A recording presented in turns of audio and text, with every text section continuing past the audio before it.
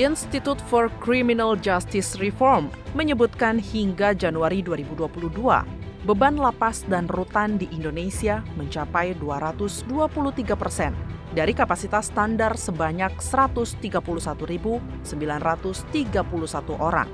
Sementara itu, data Ditjen Pemasyarakatan Kemenkumham menyebutkan banyak lapas besar di Indonesia mengalami kelebihan penghuni hingga lebih dari 3 kali lipat. Total seluruh narapidana dan tahanan sebanyak 277.672 orang.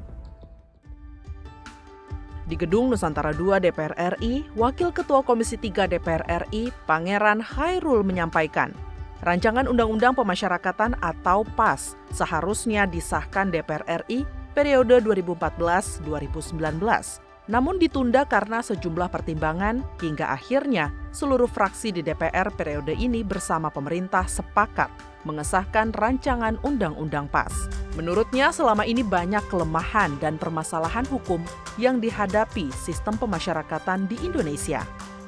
Tingginya angka kelebihan penghuni atau overcrowding di hampir seluruh lembaga pemasyarakatan dan rumah tahanan. Kurang layaknya fasilitas serta sarana dan prasarana. Lemahnya pengawasan terhadap peredaran barang ilegal, kurang optimalnya sistem keamanan dan pengawasannya, serta urgensi untuk melakukan reorientasi sistem pemasyarakatan dalam menjamin dan menghormati hak warga binaan. Menteri Hukum dan HAM Yasona Lauli menyampaikan, pemasyarakatan merupakan bagian penting yang tidak bisa dipisahkan dari sistem peradilan terpadu.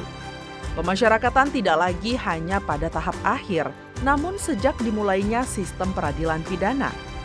Undang-undang ini dibentuk untuk memperkuat sistem pemasyarakatan di Indonesia yang dengan Undang-Undang Nomor 12 Tahun 1995 tentang pemasyarakatan telah menganut konsep reintegrasi sosial sebagai pengganti dari konsep pembalasan dan penjeraan.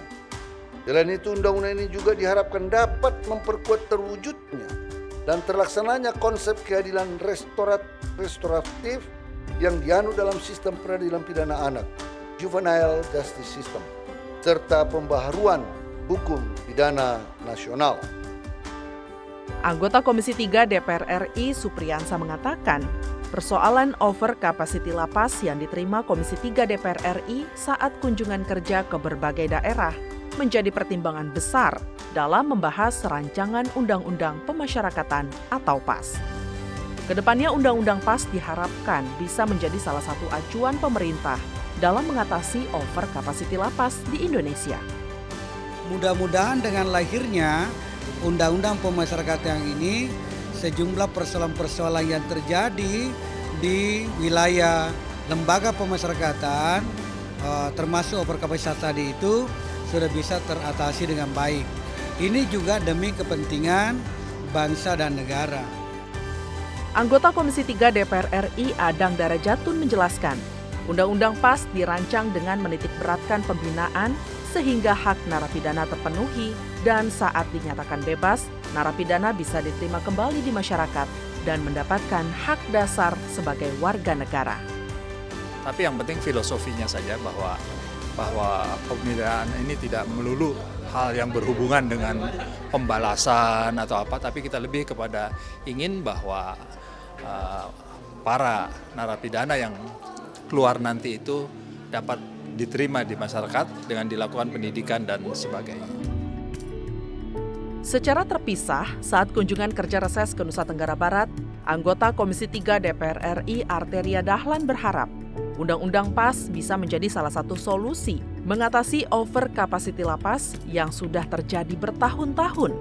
Untuk menyelesaikan over capacity lapas tidak bisa hanya dengan menambah bangunan fisik, melainkan juga dengan kebijakan-kebijakan yang konstitusional seperti mekanisme gerasi dan instrumen hukum lainnya.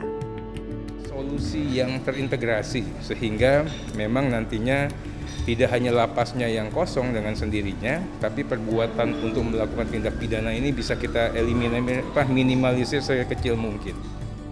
DPR RI ingin dengan adanya Undang-Undang Pemasyarakatan, upaya pembinaan dikedepankan sehingga narapidana menyadari sepenuhnya kesalahan dan tidak lagi melakukan perbuatan yang melanggar hukum.